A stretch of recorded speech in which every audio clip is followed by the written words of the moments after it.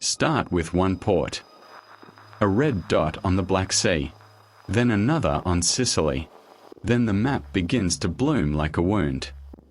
By the time the ticker reaches 1351, the glow has crossed seas, roads, rivers, kingdoms, and languages, and Europe has lost perhaps a third to half of its people. This is the Black Death mapped year by year. Not as a cloud of legend, but as movement, ships, markets, pilgrims, armies, grain routes, river towns, and fear. The terrifying part is that the plague did not need to understand the map. People understood it for the plague. Before the pandemic, the medieval world is more connected than it looks. Caravans cross Central Asia. Italian merchants work the Black Sea. Ships move grain, cloth, slaves, spices, and news through the Mediterranean. Roads pull goods inland from ports to market towns. This network is the reason cities grow. It is also the reason one infection can become a continental event. The famous doorway is Caffa, a Genoese trading port in Crimea. In the 1340s, plague is moving somewhere through the wider Eurasian world. Accounts later describe disease around the siege of Caffa, and merchant ships fleeing the Black Sea become part of the route west. On the map, Caffa is not the whole origin story. It is the fuse Europe can see. In 1347, ships reach Messina in Sicily. The reports are horrifying: sailors sick or dying, bodies marked by swellings, officials trying to push ships away after it is already too late. But Messina only makes the danger visible. The larger truth is maritime seeding. Mediterranean trade is now lighting up port after port, almost at once. Genoa, Venice, Marseille. The first year is a maritime map. Here is the part that should change how you read the rest of this map. The plague does not spread evenly like spilled ink. It jumps. Port to port. Harbor to harbor. A city can be hundreds of miles away by land and still be next because a ship arrives first. Medieval Europe is not slow if you are traveling by water. The coastline becomes the highway of death.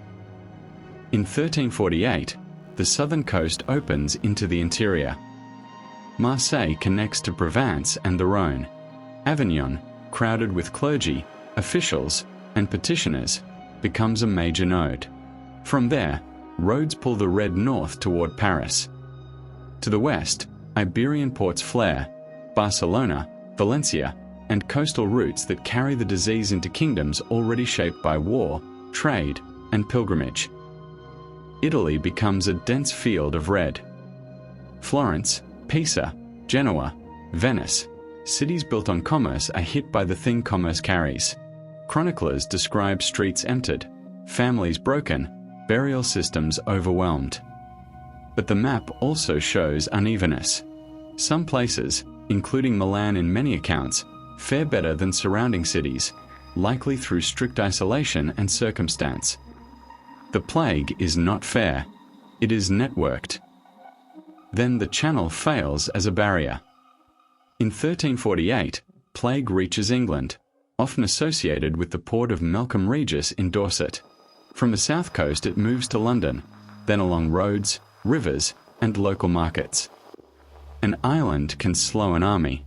It cannot stop ships that it depends on.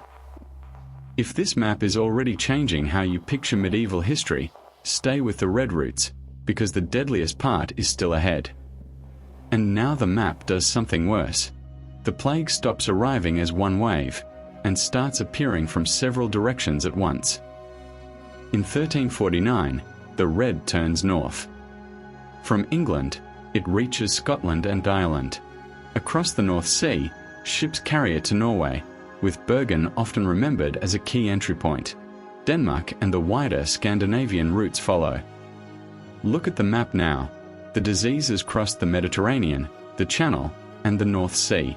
Water is not protection. It is connection. Central Europe burns along rivers and roads.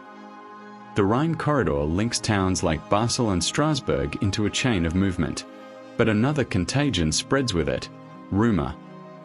As communities search for blame, persecution follows, especially against Jewish communities falsely accused of poisoning wells. The map of disease becomes a map of fear, and fear chooses victims. Now a map can lie if we make it too clean. Some areas appear less devastated, parts of Poland, pockets of the Low Countries, places where records are thin or where roots hit differently. But blank does not always mean untouched. Sometimes it means delayed. Sometimes it means undocumented. For honest history, the map must show uncertainty, not pretend certainty. By 1350, the plague has moved east and inward. The Danube routes matter. Baltic trade matters. Roads through Central Europe matter. The red reaches toward Poland, Hungary, the Baltic lands, and parts of Rus, and in some of these regions the spread continues into the early 1350s, well after the West has burned. The pandemic is now too large to be one story. Every region has its own timing, its own losses, its own records, its own silence. The numbers are still debated because medieval records are uneven. But the scale is not in doubt. Rough estimates often place Europe's dead in the tens of millions, around 25 to 50 million people, with many regions losing something like a third to half their population. On a map, that looks like color. In reality, it is fields unworked, trades interrupted, inheritances broken, villages vanished. The borders do not change the way they do after a conquest. That is what makes this map strange. Kingdoms remain, coastlines remain, city names remain, but underneath, the human geography is transformed. Labor becomes scarce, wages shift, feudal obligations strain, religious authority is questioned, art, memory, and law absorb the shock. The plague redraws Europe without moving many borders.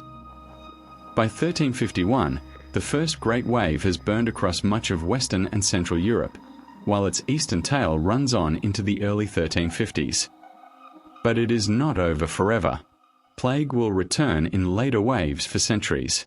The first map is only the opening trauma, the moment Europe learns that its own connectedness can turn against it. The roots that made a world also carried its nightmare. So the Black Death was not simply a medieval mystery moving through darkness. It was a network event. Ports made the jumps.